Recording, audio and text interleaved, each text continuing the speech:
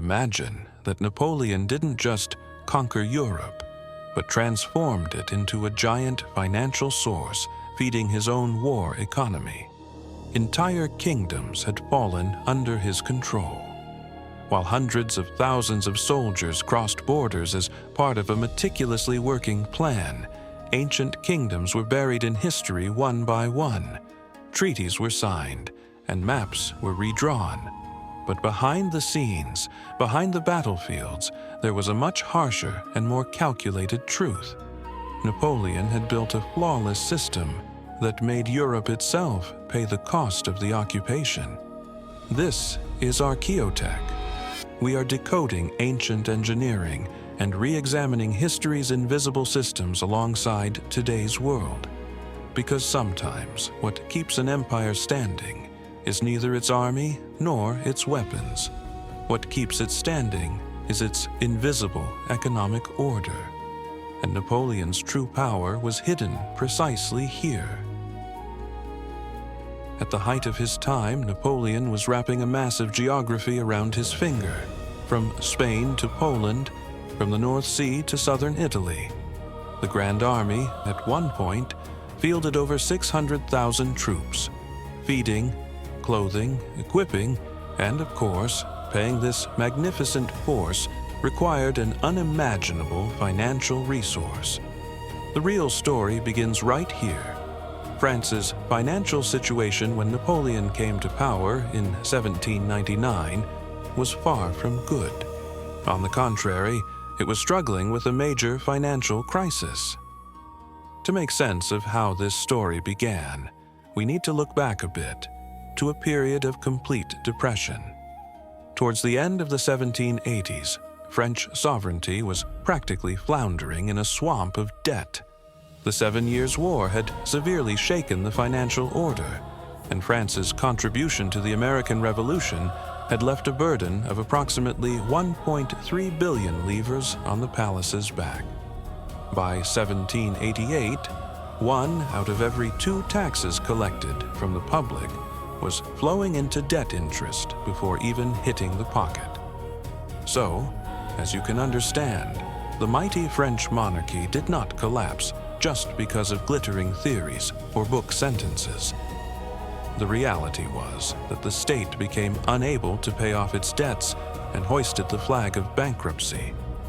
Then, the revolution broke out, and the country faced one of the most dangerous economic perils in history. In 1790, the revolutionaries issued paper money called assignats, using confiscated church lands as collateral.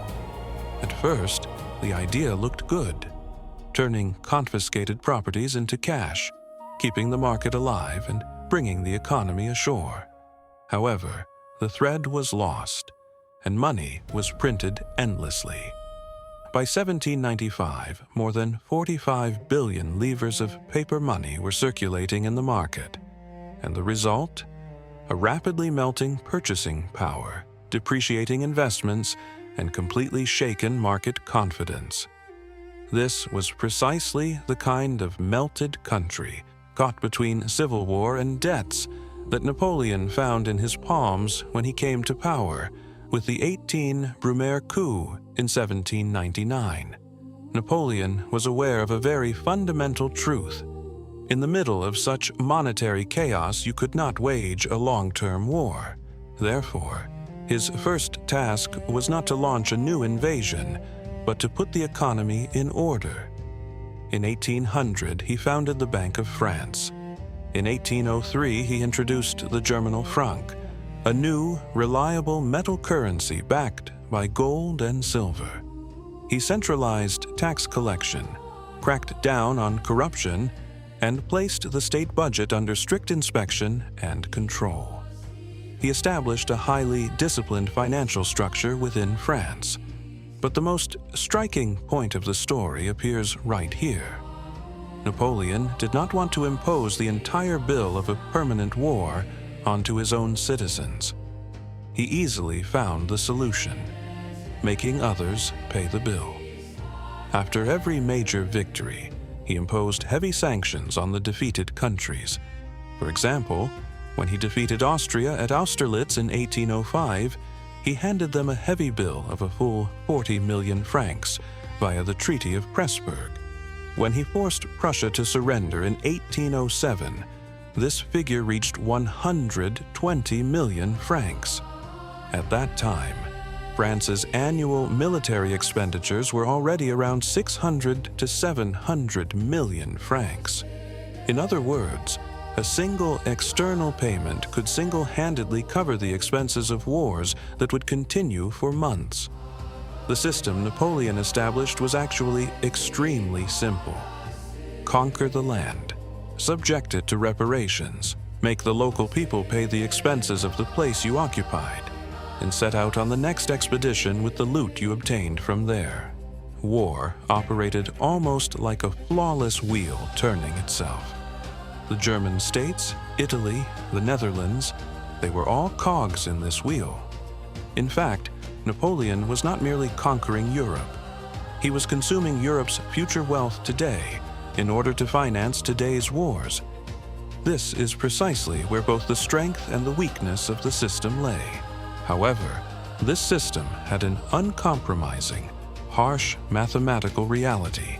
The moment it stopped, it began to collapse. It had to constantly grow, constantly win. As long as progress continued, debts were paid off, and the wheel turned. As soon as expansion stopped, all that remained were unpayable, colossal bills. Another move that slowly dragged the system down was the Continental System he declared in 1806. Unable to achieve victory at sea against England, he wanted to squeeze her economically and banned Europe from trading with England. It looked flawless on paper, but in reality, it was a complete disaster, because the European economy was already integrated with British trade. This system, which was expected to economically crash England on paper, in practice choked Europe's own economic veins. Smuggling could not be prevented, the black market grew rapidly, and the continent's economy began to consume itself. One of those most annoyed by this situation was Russia. Once it began to disrupt the system, the countdown began for Napoleon. In 1812, he marched on Russia with one of the largest armies history had ever seen, approximately 600,000 soldiers. However, the result was a complete disappointment. When the Russian winter struck, one of the largest armies Europe had ever seen began to melt away silently.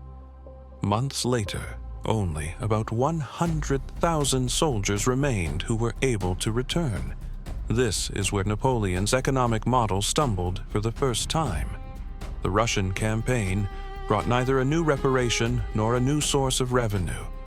On the contrary, it devoured his army, his treasury, and the war economy that had been fed by conquests for years. When external resources were cut off, the real bill of the war returned to France's treasury without delay. However, Britain was implementing a completely different strategy. While Napoleon financed his wars with revenue earned from conquests, Britain had established an institutional financial system based on public borrowing and investor confidence. By 1815, public debt had exceeded 200% of its national income. Despite this, the system continued to progress, because investors thought the state would pay its debt. Napoleon's model was developing rapidly, but it constantly needed new victories.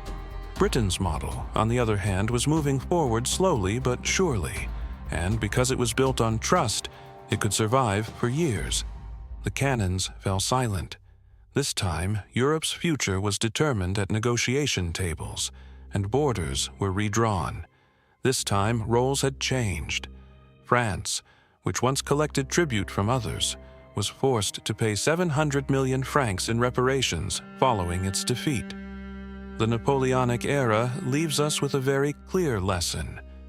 The true power of an army is measured not by the number of soldiers, but by the robustness of the economic system behind it. When finance collapses, even the greatest empires cannot survive. When the foundation collapses, even the most magnificent empires silently fade into the pages of history.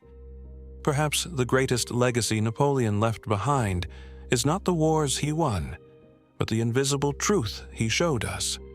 Power is measured not merely by conquering, but by being able to build the system that can sustain it. And history applies this rule to everyone without exception. This is ArcheoTech. We are decoding ancient engineering and re-examining history's invisible systems alongside today's world, because the past actually never ended. It just continues to live on by taking on a different guise. Don't forget to share your thoughts with us in the comments. Don't forget to subscribe to the channel and like the video for more content like this. Have a great day, and take very good care of yourself.